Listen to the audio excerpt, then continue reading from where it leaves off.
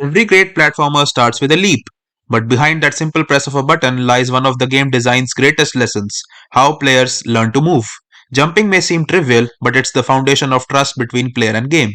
Let's explore how three iconic indie games, Celeste, Super Meat Boy, and Hollow Knight, teach us to jump, fail, and grow through design alone. Jumping isn't just a move, it's a conversation between physics, timing, and feedback. You press a button, your character lifts off, and in that fraction of a second, the game tells you everything: how heavy you are, how responsive the control feels, and whether the world follows your rhythm. A well designed jump feels like music, balanced between control and chaos. And the best games teach you that rhythm without a single word. Celeste by Maddie Makes Games opens with no tutorial pop up, just a girl, a mountain, and a jump button. Your first leap is small, your first fall harmless. The early screens are designed like sentences in a textbook. One idea per line. You learn that walls can be climbed, stamina is limited, and death is temporary. The instant response system removes fear. You are encouraged to experiment, fail, and try again. Celeste's genius lies in how it connects movement to emotion. Climbing the mountain becomes a metaphor for self doubt, and every jump feels like personal growth. The mechanic teaches resilience as much as it teaches timing.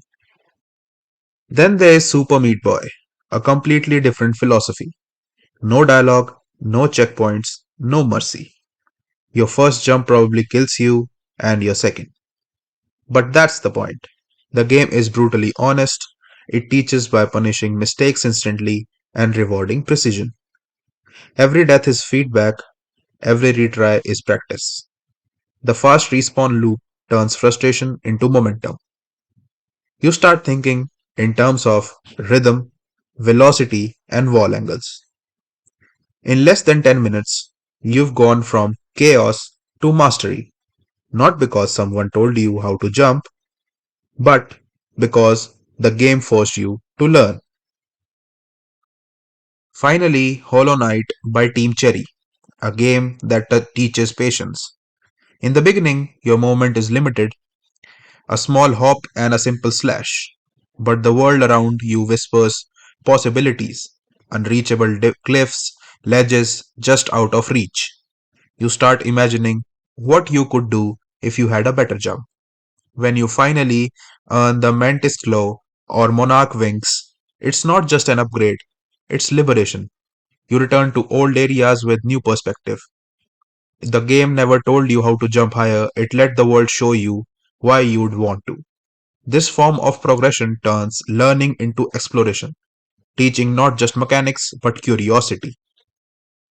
Each game speaks a different teaching language. Celeste teaches through empathy, it guides gently, never punishes. Super Meat Boy teaches through repetition, pure mechanical mastery. Hollow Knight teaches through mystery, rewarding observation and memory. And together they prove one thing: the best tutorials aren't text boxes, they are experiences. You don't learn by reading instructions, you learn by doing, falling, failing, and realizing what works. For designers, these lessons go far beyond jumping. They remind us that accessibility and mastery can coexist. A great mechanic should be easy to start but hard to master. It should speak through feedback, a sound cue, a bounce, a tiny pause in animation, and above all, it should make players feel that their input matters. Because in games, like in life, learning only happens when we are allowed to fail safely. Thanks for watching. Keep jumping, keep learning.